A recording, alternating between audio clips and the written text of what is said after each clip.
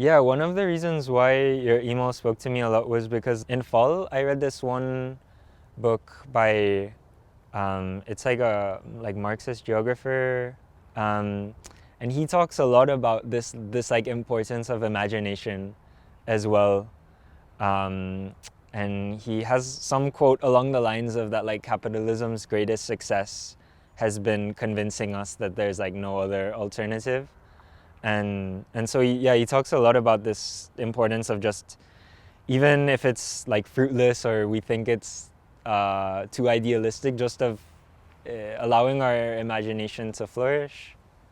And so that's something that I've been trying to do more recently, and I haven't gotten super good at yet.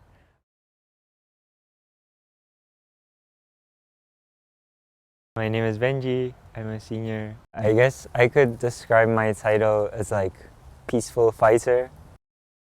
I'm really passionate about water justice and like food justice in general.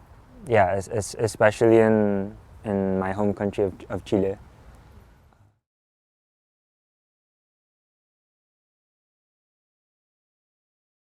Kind of two main things that came to mind immediately when you posed that. First is just this idea of a lot stronger like community, both on a local and kind of global level. Less like individualism, less emphasis on individuals as kind of these instigators for change, and a lot of projects just being taken on by communities and like for communities.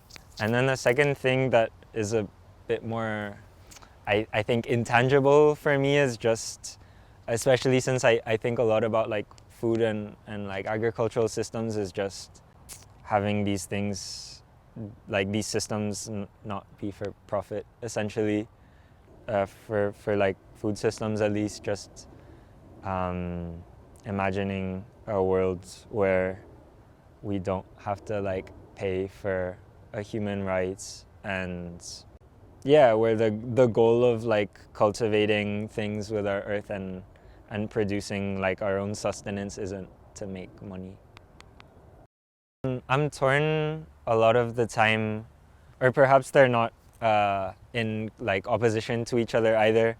I think it's possible to have, not necessarily everyone has to have like their own little garden or farm completely self-sufficient. But I think this like large-scale industrial agriculture is also just really harmful to society and the environment as well. If I'm trying to imagine an ideal world, thinking maybe about some sort of system where we can hopefully like democratically determine just what we need to be growing, and to have kind of everyone involved in that process, and to have all land be like public or communal, as well as all of these different resources that go into growing food.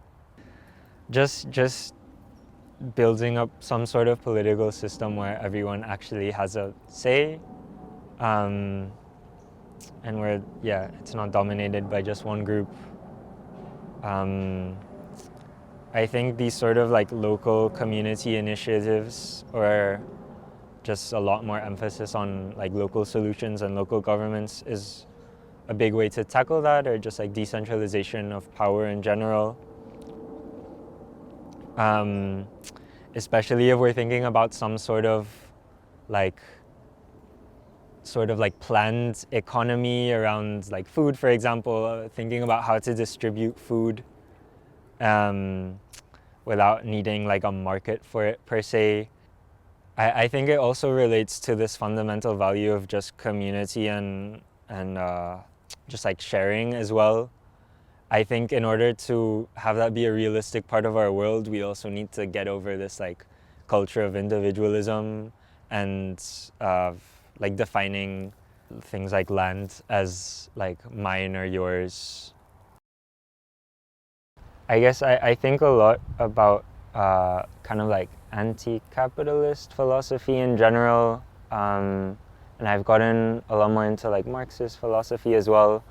But it's kind of yeah, I find it interesting because I feel like a lot of those circles or the things that I've engaged with have a lot of anger and hatred in them against kind of this system, both through an environmental lens and not.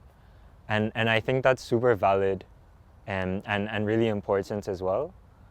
But in terms of moving towards kindness, like I think being able to kind of grapple with that anger and kind of push it towards like a kind of kindness or like compassionate movement. I guess I'm a strong believer that if we just try to like cultivate this like kindness and compassion for each other and for everyone and everything that surrounds us, we're going to be a lot more successful in like building a successful like community and a just community.